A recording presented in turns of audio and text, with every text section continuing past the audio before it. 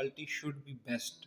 एक आपको मुसीबत पड़ेगी कि आपको पानी डेली बेसिस पे 50-40% चेंज करना होगा। खाना आपने 2 टाइम नहीं डालना, खाना आपने 6 से 8 दफ़ा डालना है, थोड़ी-थोड़ी तादाद में डालना है। Should provide biomedia through the fishes. आपको बायोमीडिया जी अस्सलाम वालेकुम दोस्तों, तो आप कैसे हैं? उम्मीद है कि आप सब ठीक होंगे। अच्छा, तो एक सबसे बड़ा सवाल होता है कि मैं अपनी एक्वेरियम फ़िशेस को सबसे ज़्यादा जल्दी ग्रोथ में कैसे कराऊँ? मैं चाहता हूँ कि मेरी फ़िश बहुत जल्दी बड़ी हो जाए, तो उसके लिए कुछ आपको चीज़ें करनी पड़ेंगी कि सबसे पहले आपने हमेशा से याद रखना है कि गुड क्वालिटी फूड खिलाना है with a lots of protein, variety of foods आपने उसको देने हैं। आपने खाना सिर्फ 2 टाइम सुबह या शाम को नहीं डालना, आपने दिन में थोड़ी-थोड़ी तादाद में 6-7 दफ़ा डालना है। एक ही दफ़ा तादाद ज़्यादा नहीं करनी, उससे पानी की क्वालिटी ख़राब होगी और आपकी फ़िशेस मरने का ख़तरा होगा। इसलिए आपने हमेशा याद रखना है कि आपकी जो खाने की तादाद होनी चाहिए, थोड़ी-थोड़ी क्वांटिटी में ज़्यादा बार डालना है। और फिर जहाँ पे खुराक की टाइप्स की बात कर लें, वैरायटी ऑफ फूड की बात कर लें, आपने फ़िशेस को पैलेट्स तो देने ही देने हैं, फ्रोज़न फूड, लाइव फूड भी देना है। लाइव ब्लड वर्म्स हो जाते हैं, ट्यूबिफेक्स वर्म्स हो जाता है, या फिर आपके ड्राइड श्रिम्प्स एंड प्रॉन्स हो जाते हैं।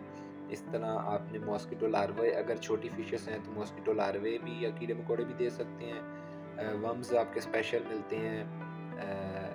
इस तरह आपने वैरायटी ऑफ फूड्स देने हैं, साथ में वेजिटेबल्स भी ऐड करेंगे। आपकी बॉइल्ड पीज़, मटर जो होते हैं उनको बॉयल करके उनका छिलका उतार के, और पालक आपने देनी है। एप्पल्स भी दे सकते हैं बॉइल्ड करके, नरम करके छोटे-छोटे पीसेस में। वीक में 1 दफ़ा आपने गार्लिक ज़रूर ऐड करना है। बॉइल्ड गार्लिक छोटा-छोटा करके आपने अपनी फ़िशेस को खिलाना है। उससे क्या होगा, आपकी फ़िशेस की इम्यूनिटी स्ट्रॉन्ग होगी, उनका पेट बेहतर रहेगा, उनका मेटाबॉलिज़्म स्ट्रॉन्ग होगा, तो वो खाने को जल्दी हज़म कर पाएँगे, जिसकी वज़ह से आपकी फ़िश को जो खाना लगेगा वो अच्छा लगेगा, अच्छा उसको फ़ीड होगा, अच्छा हज़म होगा और उसकी बॉडी को लगेगा तो वो जल्दी-जल्दी ग्रोथ करेगी।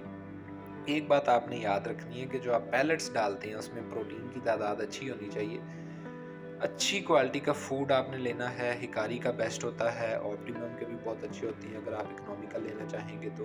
वो जो बहुत सस्ते मिलते हैं, 200-250 रुपए का, 150 रुपए का आपने पैकेट ले लिया, उसमें कुछ भी नहीं होता, उसमें सिवाय आटे और मैदे के कुछ भी नहीं होता। प्रोटीन्स लिखी तो ज़्यादा होती हैं लेकिन उसमें कुछ भी नहीं होता। सेकंड नंबर पे हम बात करेंगे कि टेम्परेचर आपने मेंटेन रखना है। अगर आपकी जिस तरह गोल्ड फिशेस हैं, गोल्ड फिश जिस तरह आपकी वीडियो देख रहे हैं, इनका बेस्ट टेम्परेचर होता है 18 टू 22 डिग्री सेल्सियस, लेकिन आप टेम्परेचर को बढ़ाकर 22-23 डिग्री सेल्सियस पर ले जाएंगे और उस तरह से फिर आप टेम्परेचर को मेंटेन करेंगे। अगर सर्दियां हैं तो आपको हीटर ज़रूर इंस्टॉल करना पड़ेगा। टेम्परेचर बढ़ाने से क्या होगा, क्योंकि आपकी फिशेस कोल्ड ब्लडेड एनिमल्स हैं तो इस तरह इनका मेटाबॉलिज्म तेज़ हो जाएगा जब इनका टेम्परेचर बढ़ाएंगे, क्योंकि फ़िश का जो टेम्परेचर होता है वो पानी के टेम्परेचर के मुताबिक होता है। अगर पानी ठंडा है, पानी का टेम्परेचर कम है, तो फ़िश का मेटाबॉलिज्म भी कम है। अगर पानी का टेम्परेचर ज़्यादा है, तो मेटाबॉलिज्म भी ज़्यादा होगा, खाना जल्दी हज़म होगा। थर्ड नंबर पे हम बात कर लेंगे, अब ज़्यादा खुराक डाल रहे हैं, ज़्यादा फीड खिला रहे हैं मछली को, टेम्परेचर भी ज़्यादा रख रहे हैं, तो आपको गुड फिल्ट्रेशन सिस्टम रखना पड़ेगा, क्योंकि फ़िश जितना खाना खाएगी उतना पॉटी भी करेगी। जब पॉटी करेगी, पानी में आपकी अमोनिया भी बढ़ जाएगी, नाइट्रेट लेवल्स भी बढ़ जाएंगे और पीएच भी ख़राब हो जाएगा। इस वजह से आपने गुड फिल्ट्रेशन सिस्टम रखना है। गुड फिल्ट्रेशन सिस्टम में आपके हैंग ऑन बैग फिल्टर्स आ जाते हैं, पावर फिल्टर्स आ जाते हैं। अगर स्लो मूविंग फिश है तो पावर पंप फिल्टर नहीं यूज़ करेंगे, hang on bag filter use कर सकते हैं, स्पॉन्ज फिल्टर यूज़ कर सकते हैं, अंडर ग्रेवल फिल्टर यूज़ कर सकते हैं। तो आपने हमेशा याद रखना है फिल्ट्रेशन सिस्टम बेस्ट होना चाहिए। फोर्थ नंबर पर हम बात करेंगे वाटर क्वालिटी की। वाटर क्वालिटी जिस तरह फिल्ट्रेशन सिस्टम में हम बात कर रहे थे कि क्वालिटी आपने लाजमी मेंटेन करनी है। टेस्टिंग स्ट्रिप्स आती हैं, आप अपने पानी को टेस्ट करेंगे, आपके पीएच कितना जा रहा है, उसमें नाइट्रेट लेवल्स कितने हैं, नाइट्राइट लेवल्स कितने हैं, अमोनिया कितना है। इन सब चीज़ों को हमने मेंटेन करना है ताकि फ़िश की जो ग्रोथ है वो स्टंट ना हो, वो रुक ना जाए, क्योंकि फ़िश का अगर पानी की क्वालिटी ख़राब होगी तो ना उसको भूख लगेगी, ना वो उस चीज़ को मेटाबोलाइज़ अच्छे तरीके से कर सकेगी, ना उसके जिस्म पे कुछ लगेगा। तो इसलिए पानी की क्वालिटी बहुत अच्छे से मेंटेन करनी है। पानी की क्वालिटी मेंटेन करने की वजह से आपको पानी रोज़ चेंज भी करना पड़ता है, क्योंकि हम ज़्यादा फ़ीड डाल रहे हैं, फ़िश का पानी बहुत ज़्यादा गंदा भी हो जाएगा। डेली बेसिस पे आपने पानी चेंज करना है 40 टू 50%। उससे क्या होगा कि फ्रेश पानी आपको मिलेगा फ़िश को। पानी के जो अंदर केमिकल्स होते हैं, जो मटीरियल नाइट्रेट लेवल्स होंगे, अमोनिया लेवल्स होंगे, वो कम हो जाएँगे। आपकी फ़िश को आदत हो जाती है 1 डेढ़ हफ़्ते तक उसकी आदत हो जाती है डेली वाटर चेंज करने की।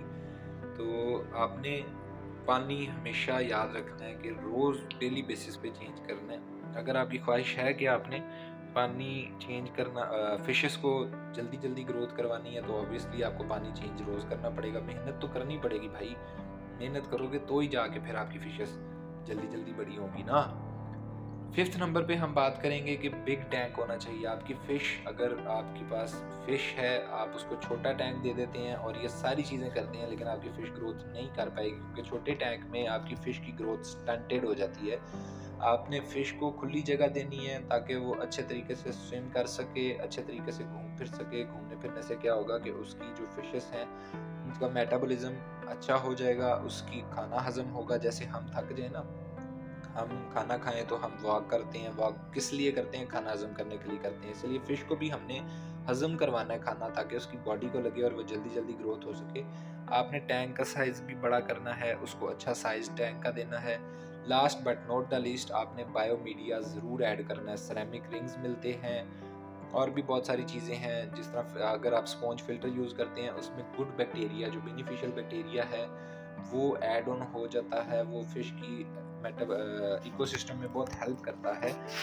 आपके पानी में अमोनिया और नाइट्रेट लेवल को कम करता है। अमोनिया खा जाता है, उसकी जगह पे ऑक्सीजन प्रोड्यूस करता है और बहुत सारी चीज़ें बैलेंस करता है। जिसकी वजह से आपका बायोमीडिया होना बहुत ज़रूरी है, क्योंकि आप एक बहुत बड़े मिशन पे निकल रहे हैं। आपने फिशेस को जल्दी-जल्दी बड़ा करना है।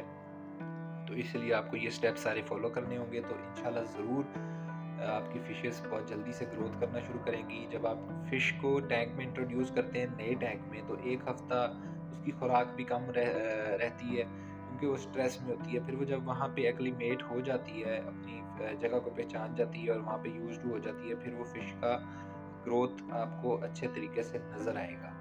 1 हफ्ता वेट करेंगे, उसके बाद अच्छे तरीके से ये सारे स्टेप्स फॉलो करेंगे। उससे क्या होगा कि आपकी फ़िश बहुत जल्दी ग्रोथ होगी और आप खुद देखेंगे कि मंथली आपकी फ़िश ग्रोथ कर रही है और बहुत जल्दी बड़ी हो रही है।